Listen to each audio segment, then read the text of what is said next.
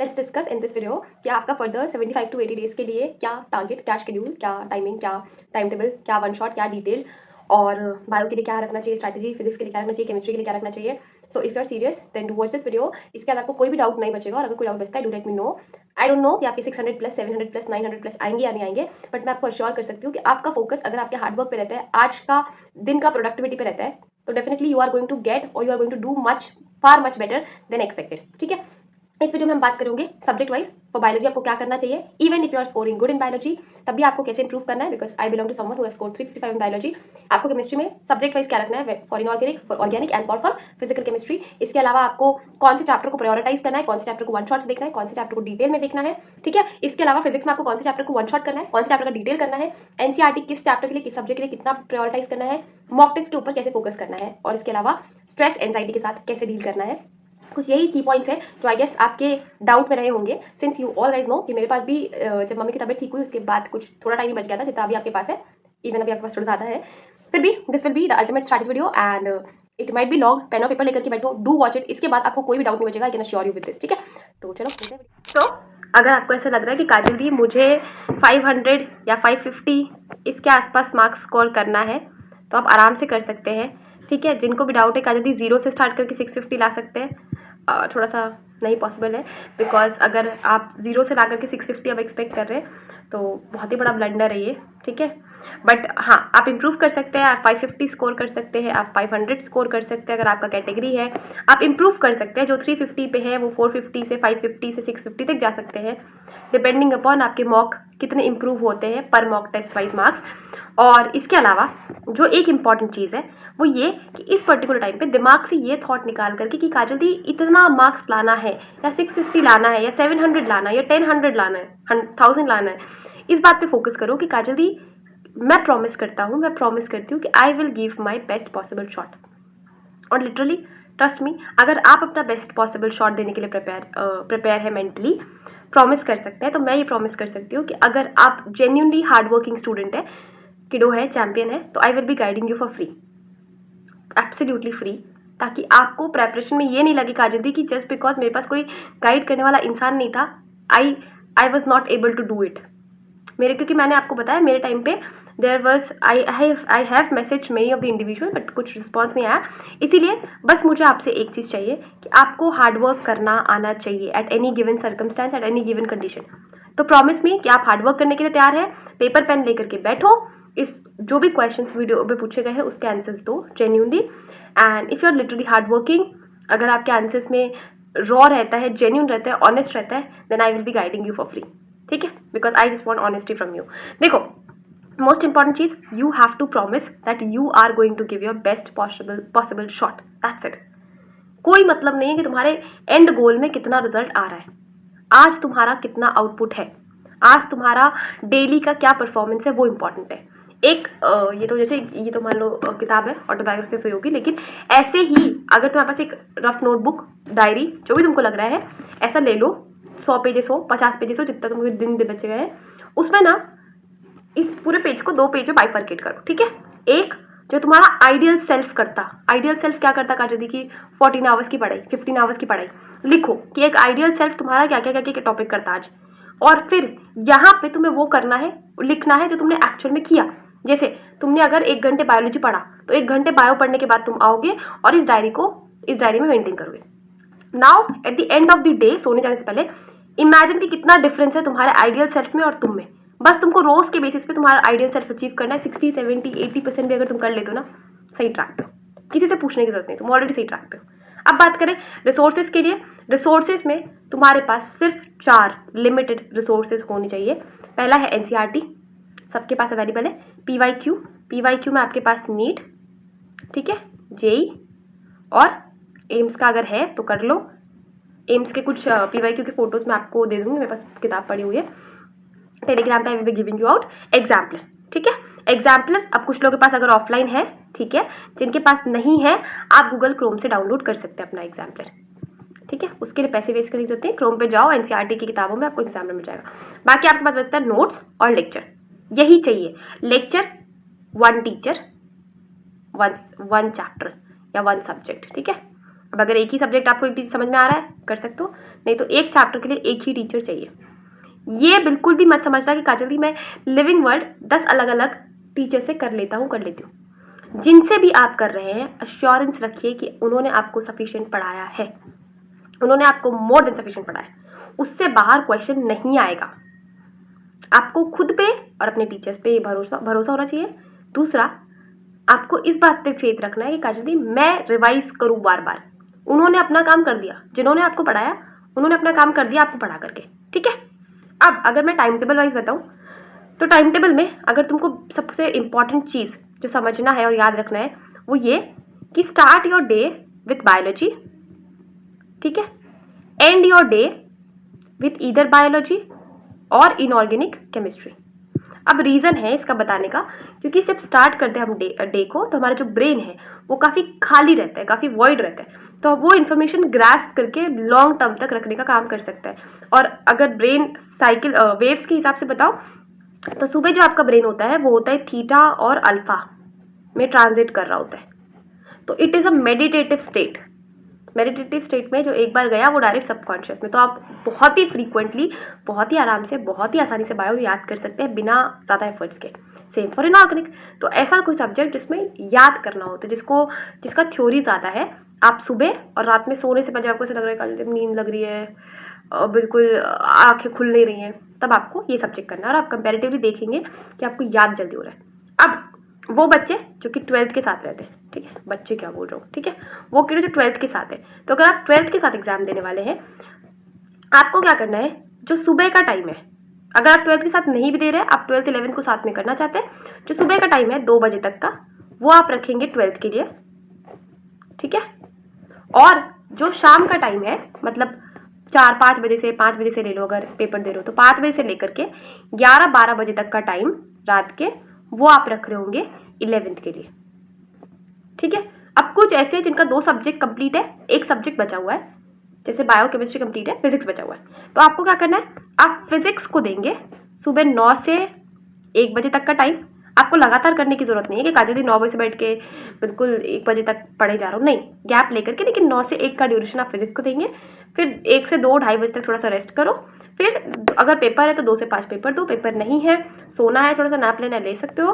फिर आप शाम का जो टाइम है 4-5 बजे से लेकर के 12 बजे तक वो आप देंगे रिविजन के लिए, क्योंकि जिनका एक सब्जेक्ट बचा हुआ है उनको भी अगर ऐसा लग रहा है कि काजल दी मैं ब्लैंक हो चुका हूँ, द रीज़न इज वहाँ पे आपका रिवीजन कम है, तो आपको फोकस करना है रिवीजन पे। आई गेस आपको एकदम समझ में आ गया।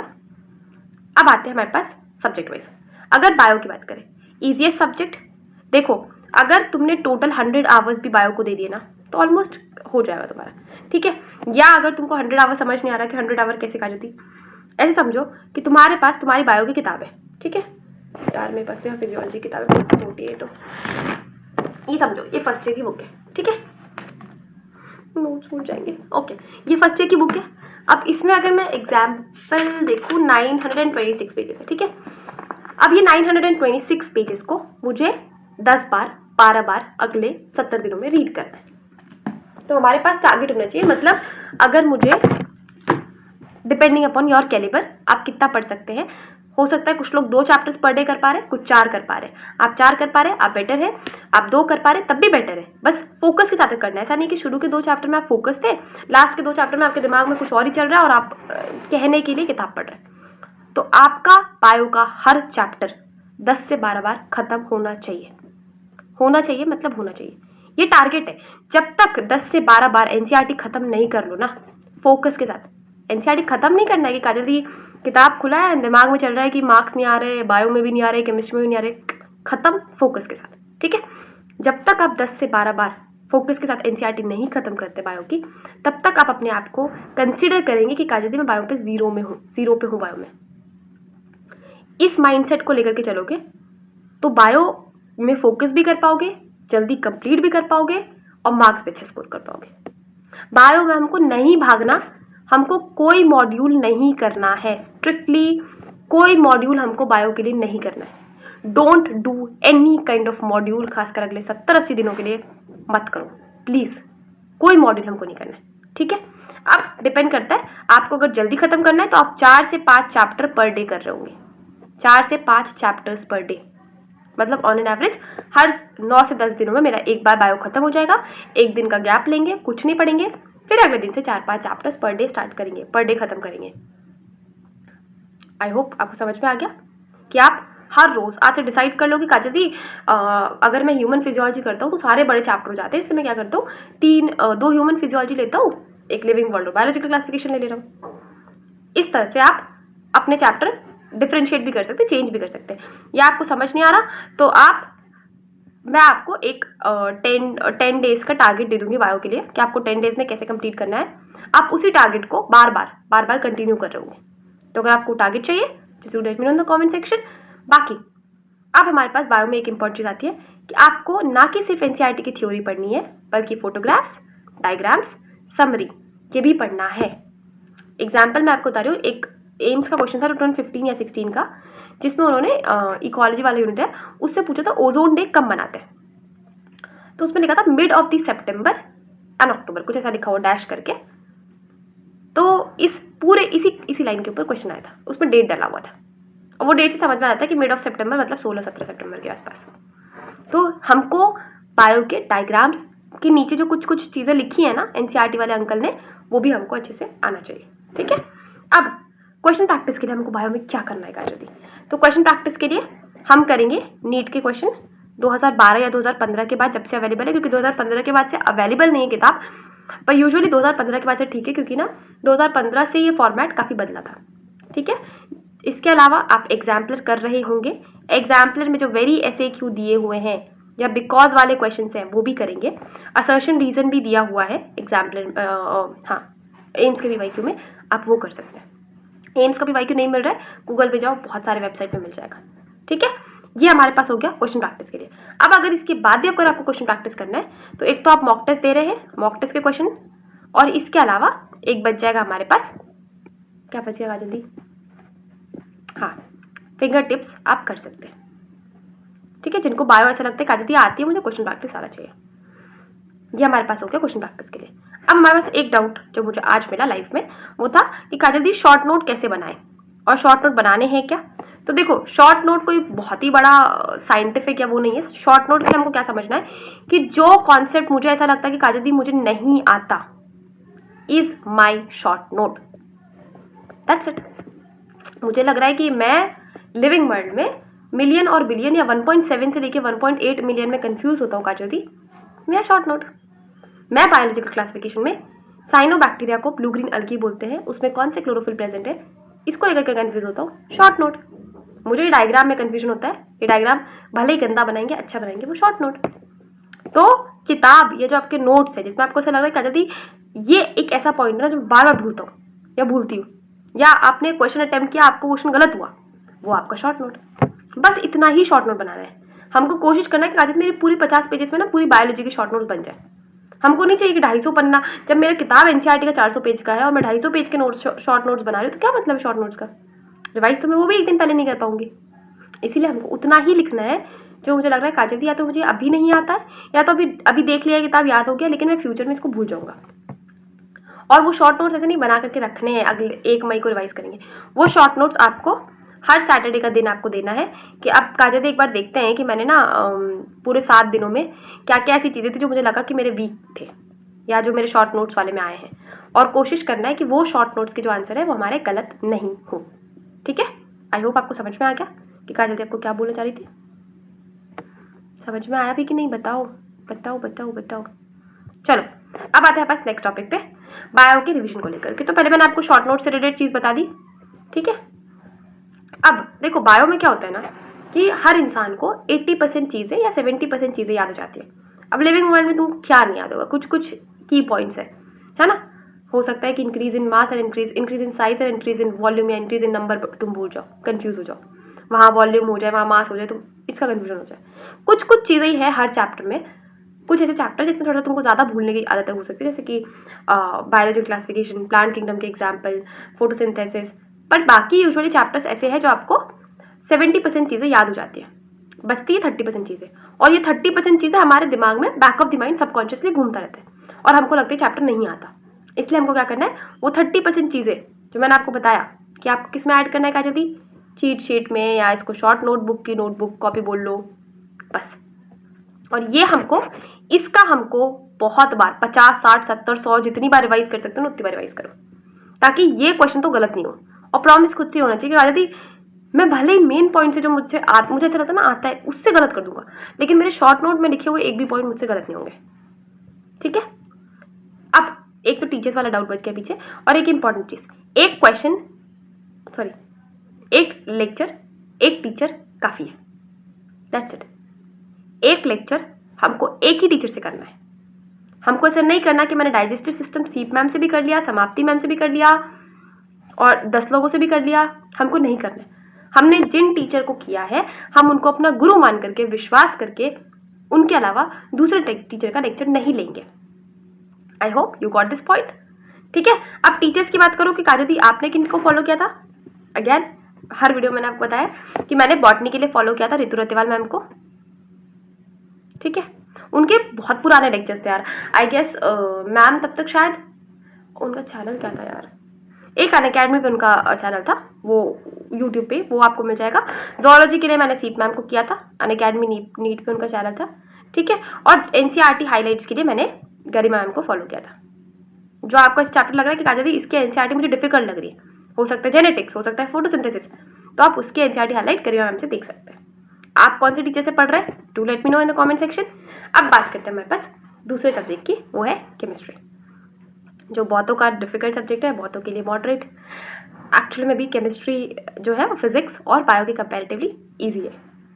बहुत लोग को दिक्कत है, दिक्कत आपकी गलती से नहीं है, दिक्कत हमारी कंडीशनिंग से है। जब हमने इनिशियली केमिस्ट्री पढ़ा था तो हमने क्वेश्चन अटेम्प्ट किया, हमसे नहीं बना, तो हमारे ब्रेन ने इस चीज़ के अगेंस्ट न्यूरल पैटर्न बना दिया कि केमिस्ट्री इज डिफिकल्ट।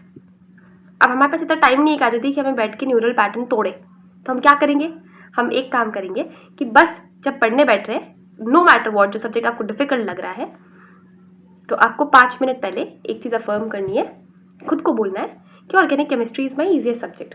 और I love studying organic chemistry. Organic chemistry पढ़ के मुझे बहुत ही मज़ा आता है, मुझे रिएक्शंस इतने पसंद है, लिटरली मुझे, मतलब मेरे साथ तो सच ही है मुझे लिटरली रिएक्शंस इतने पसंद है। आई लव सॉल्विंग ऑर्गेनिक के रिएक्शंस, कन्वर्जन्स करने में तो मुझे बहुत ही मज़ा आता है। आपको 5 मिनट तक इसको ऐसे बोलना है जैसे आप किसी सामने वाले जूनियर को एडवाइस कर रहे हैं, बिल्कुल नेचुरली फील करके।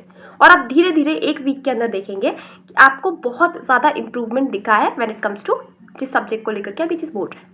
ठीक है, अब बात करें ऑर्गेनिक केमिस्ट्री की। सबसे पहले तो ऑर्गेनिक केमिस्ट्री में आप जैसे कोई पंकज सर को कर रहा है आप फॉलो कर सकते हैं, नितेश सर को फॉलो कर रहे हैं, कर सकते हैं।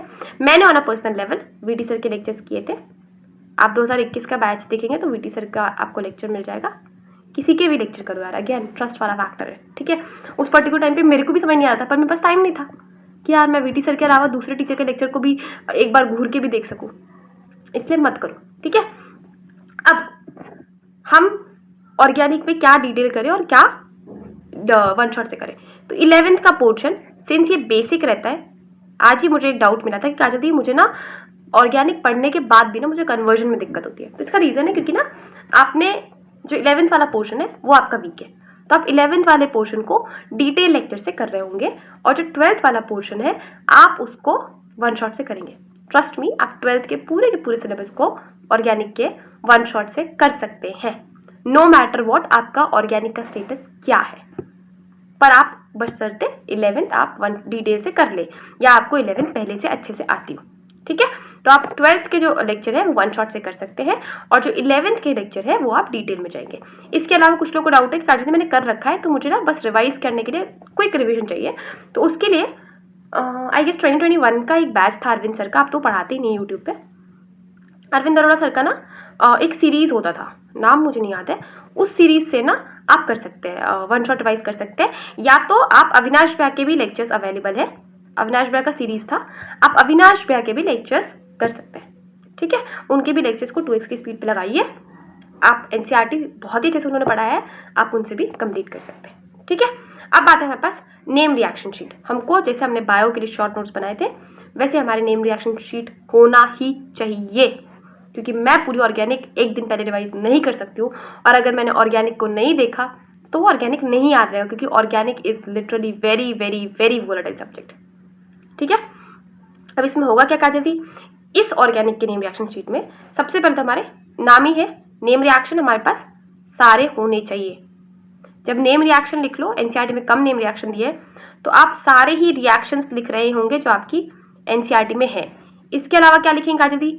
सारे ही ऑर्डर्स लिखेंगे, चाहे वो रिएक्टिविटी का ऑर्डर है, न्यूक्लियोफिलिक का ऑर्डर है, एलिमिनेशन का ऑर्डर है, इथाइलामाइन मिथाइलामाइन का ऑर्डर है, आप यहाँ लिखेंगे। इसके अलावा आपके जो पीवाईक्यू में क्वेश्चंस पूछे गए हैं वो आप इस रिएक्शन नोटबुक में लिखेंगे। ठीक है, अब मुझे एक नेम रिएक्शन को किस सीक्वेंस में लिखना है काजल दी? ठीक है, जैसे कि अगर डाइजोनियम वाला रिएक्शन देख ले, डायजोटाइजेशन था ना, तो इसका रिएक्टेंट क्या है। ठीक है, फिर इसमें जो मेरा रीएजेंट है वो क्या है, फिर इसके अलावा क्या बचा काजल दी? प्रोडक्ट क्या बन रहा है, और काजल दी ये जो मेरा पूरा का पूरा रिएक्शन है, मैकेनिज्म ऑफ एक्शन क्या फॉलो कर रहा है। बस यही 4 हेडिंग्स के अंदर आपका एक रिएक्शन खत्म हो जाएगा। और अगर आपको लग रहा है काजल दी बहुत दिक्कत होती है तो डायरेक्ट नेम रिएक्शन डालो चैट जीपीटी के पास, चैट जीपीटी को बोलो कि tell me the reactant, reagent, mechanism of action and product of diazotization, वो बता देंगे, उसको नोट कर लो, खत्म, मेहनत भी नहीं। ये हमारे पास हो गया। अब हमको प्रॉमिस ये करना है कि हम ये जो शीट बना रहे हैं काजल दी, ये ऐसे नहीं कि टाइम पास करने के लिए बना रहे हैं, हमको इस शीट को 5 बार एग्जाम से पहले रिवाइज करना है। कैसे? हम कोशिश करेंगे कि हम 20 से 30 रिएक्शंस पर डे करें। कितने? 20 से 30, ज़्यादा नहीं है, आई नो, लेकिन आप जब लॉन्ग रन में देखेंगे एक हफ्ते के बाद, तो अगर आप 20 रिएक्शन कर रहे हैं तो 140 रिएक्शंस आपके हो चुके होंगे आफ्टर 1 वीक, या अगर आप 30 रिएक्शन कर रहे हैं तो ऑलमोस्ट 180 के आसपास, नहीं 210 के आसपास आपके रिएक्शंस हो चुके होंगे। अब आपको कोशिश ये करना है कि काजल दी हर 3 से 4 दिन के बाद, ठीक है, क्योंकि ना ऑर्गेनिक वॉलेटाइल सब्जेक्ट है, तो हर 4th डे के बाद जो मेरा 5th डे होगा ना, उसमें मैं देखूंगा कि मैंने पिछले 4 दिन में कितने रिएक्शंस किए, कितने रिएजेंट किए। ठीक है, आई होप आपको समझ में आ गया। अब फिजिकल केमिस्ट्री, फिजिकल केमिस्ट्री की बात करें, हो एक ऐसा सब्जेक्ट जो कि कुछ लोग के लिए आसान है क्योंकि फिजिक्स जिनको बनती है, कुछ लोग के लिए डिफिकल्ट है। तो इसमें सबसे पहले तो मैं आपको बता देती हूँ कि आप 1 शॉट कर रहे होंगे फिजिकल केमिस्ट्री के लिए, इलेक्ट्रोकेमिस्ट्री के लिए, इलेक्ट्रोकेमिस्ट्री से केमिकल काइनेटिक्स, एटॉमिक स्ट्रक्चर और केमिकल इक्विलिब्रियम, आप इनके 1 शॉट करेंगे, इनके डिटेल में मत जाओ। वाइल जो डिटेल वाले लेक्चर है उसमें हमको क्या करना है काजल दी? मोल, आयनिक इक्विलिब्रियम, ठीक है, थर्मोडायनेमिक्स, और जब आप मोल कर चुके होंगे, आपको मोल समझ में आ जाएगा, उसके बाद आप रिडॉक्स 1 शॉट से कर सकते हैं, बट मोल से पहले रिडॉक्स मत करना, नहीं बनेगा। ओके, कोई चैप्टर छूट गया क्या? नहीं। ओके, ये हमारे फिजिकल केमिस्ट्री के लिए। सेम फिजिकल केमिस्ट्री में हमको फार्मूला शीट बनेगा, और ये जो फार्मूला शीट है ये हम क्या करेंगे इस फार्मूला शीट के साथ? इस फार्मूला शीट को भी जैसे हमने हर 4 दिन के बाद ऑर्गेनिक को 1 दिन रिवीजन के लिए टाइम दिया है, फिजिकल में हम हर 7 से 8 दिन के बाद 1 दिन रिवीजन को टाइम देंगे। ऐसा मत करो कि काजल दी अभी सिलेबस कंप्लीट कर लेता हूँ, बाद में देखूंगा कि रिवाइज करेंगे, तो बाद में फिर ब्लैंक हो जाओगे। ये कोशिश करो काजल दी कि भले ही मैं कम पढ़ता चलूँ पर रिवीजन साथ में लेते चलूँ, ताकि 1 हफ्ते पहले मेरा सिलेबस अगर खत्म हो तो मुझे कॉन्फिडेंस रहे कि मैं ब्लैंक नहीं हूँ काजल दी। ठीक है, अब बात करें इनऑर्गेनिक केमिस्ट्री की। आप सारे ही चैप्टर 1 शॉट से कर रहे होंगे, एक्सेप्ट अगर जिस किसी को दिक्कत है केमिकल बॉन्डिंग। केमिकल बॉन्डिंग के लिए मैं एक चीज़ आपको और ज़्यादा बोलूँगी कि केमिकल बॉन्डिंग के कुछ टॉपिक बहुत फ्रीक्वेंटली पूछ जाते हैं, जैसे बॉन्ड ऑर्डर, ठीक है, पैरामैग्नेटिक, डायमैग्नेटिक, तो ये आप यूट्यूब पे ऐसे भी सर्च कर सकते हैं, बॉन्ड ऑर्डर के ट्रिक्स या बॉन्ड ऑर्डर के निमोनिक्स, वो आपको बता देंगे। पैरामैग्नेटिक, डायमैग्नेटिक के भी सॉल्व करने के तरीका आपको छोटे छोटे वीडियोज़ में मिल जाएगा। इसके अलावा केमिकल आप डिटेल से कर सकते हैं, और कोऑर्डिनेशन भी कुछ लोग डिटेल से कर सकते हैं, पर ज़रूरत नहीं है। बाकी रेस्ट जितने भी चैप्टर्स हैं वो आप 1 शॉट से करेंगे, सिर्फ 1 शॉट से करेंगे, नोट्स बनाएंगे और उस नोट्स को 10 बार रिवाइज करेंगे। कितनी बार रिवाइज करेंगे काजल दी? 10 बार। जब आप बायो को 10 बार रिवाइज कर सकते हैं तो इनऑर्गेनिक तो बहुत ही कम सिलेबस है ना। 4 दिन आप लेक्चर अटेंड कीजिए, 5वें दिन आप रिवाइज कीजिए, फिर 4 दिन लेक्चर अटेंड कीजिए, 5वें दिन रिवाइज कीजिए। पर सिंस ये हम 1 शॉट से कर रहे होंगे, बहुत जल्दी खत्म हो जाएगा। आप 1 महीने बाद आपका पूरा अगर इनऑर्गेनिक खत्म हो जाता है, आप रोज रिवाइज करेंगे, रोज, बिना किसी गैप के। भले ही आप एक दिन में एक चैप्टर वाइज करें, पर रोज रिवाइज करेंगे। मैंने कौन से टीचर को फॉलो किया था? मैंने सिर्फ बी टीचर को फॉलो किया था। ठीक है। नाउ कौन से चैप्टर का जो प्रायोरिटी में आते हैं, ठीक है, जिनको हम स्किप कर ही नहीं सकते, या they are the most important chapter when it comes to biology. All chapters are mandatory. अब वो टाइम नहीं है जहाँ पे हम बायो के चैप्टर को स्किप करके जा सके, तो बायो में हर एक चैप्टर मैंडेटरी है। Now come to next topic, chemistry. Chemistry के लिए ऑर्गेनिक में aldehyde ketone, alcohol, phenol, ether और बायोमोलिक्यूल। बायोमोलिक्यूल बताने का रीजन ये है कि बायोमोलिक्यूल एज अ चैप्टर छोटा है, लेकिन इसका एक छोटे चैप्टर से 4 नंबर आना, 4 नंबर जैसा क्वेश्चन आना इज अ बिग डील, और हम उसको स्किप नहीं कर सकते। इसीलिए मोस्ट इंपॉर्टेंट चैप्टर जो बायोमोलिक्यूल ऑर्गेनिक में आता है that is aldehyde ketone and carboxylic acid, alcohol, phenol, ether और बायोमोलिक्यूल। इसकी एनसीईआरटी मुझे याद होनी चाहिए। कैसे? बार बार पढ़ के।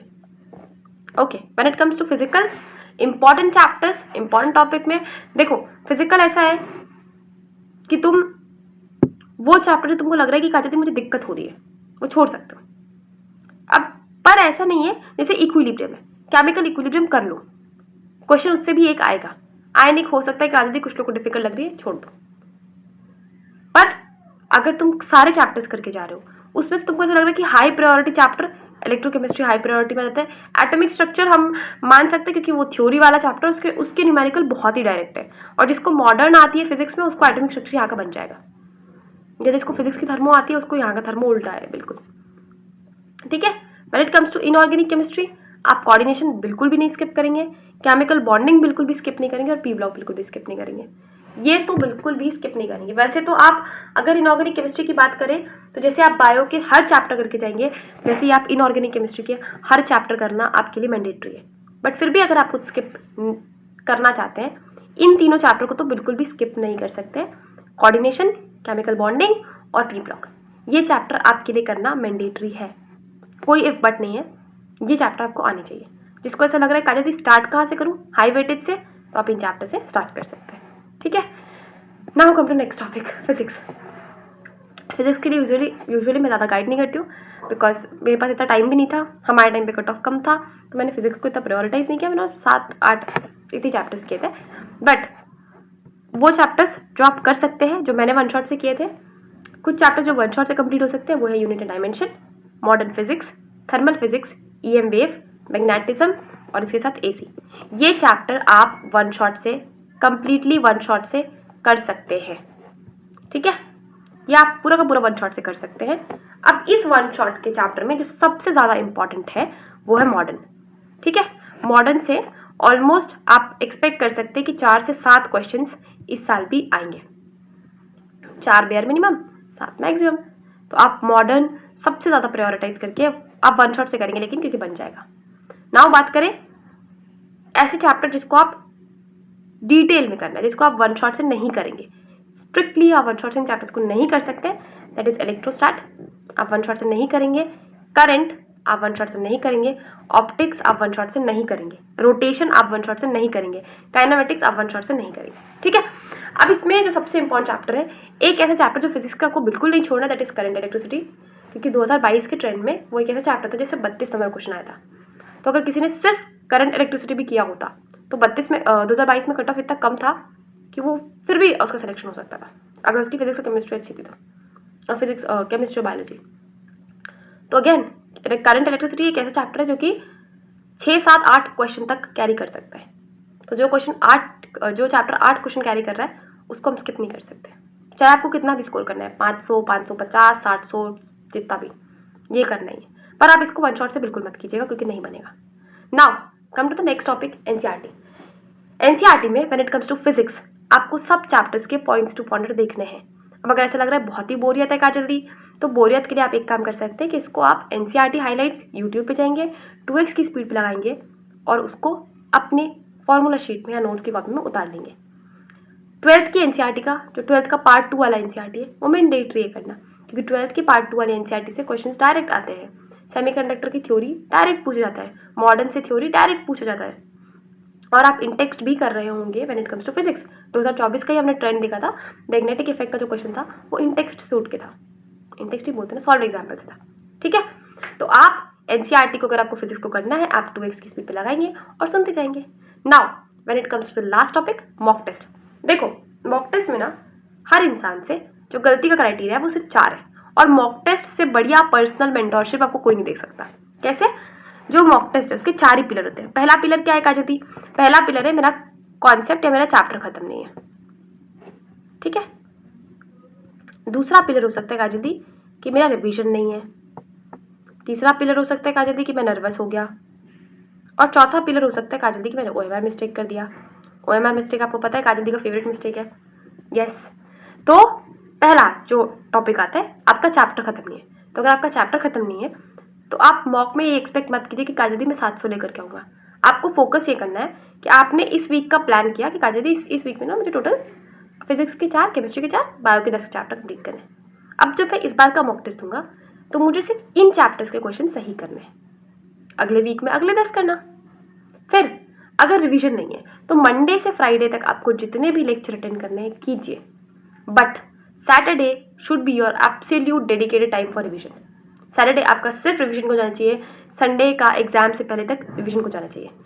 अब कुछ लोग को नर्वसनेस होती है, तो प्रेशर होना, एंग्शियस होना, एंजाइटी होना बहुत नेचुरल है, बहुत कॉमन है। हमको बस जो एक बात समझनी है वो ये कि it's normal, it's obvious, it's very okay, but उस पर्टिकुलर टाइम पे हमको सिंपैथेटिक नर्वस सिस्टम ना एक्टिवेट करके पैरासिम्पैथेटिक नर्वस सिस्टम एक्टिवेट करना है। उसके लिए आप 2 काम कर सकते हैं, या तो आप गहरी सांस ले सकते हैं, बहुत ही गहरी, और आप 100 से लेके 1 तक काउंट करना शुरू कर दीजिए मन ही मन में, 100, 99, 98। ठीक है, दूसरा अगर आपके पास पॉसिबल है तो आप 10 मिनट का टाइमर लगा करके आप राइट नॉस्ट्रिल को क्लोज करेंगे और लेफ्ट नॉस्ट्रिल से सांस लेंगे और लेफ्ट नॉस्ट्रिल से सांस छोड़ेंगे। इसका रीज़न होता है वेगस नर्व का स्टिमुलेशन।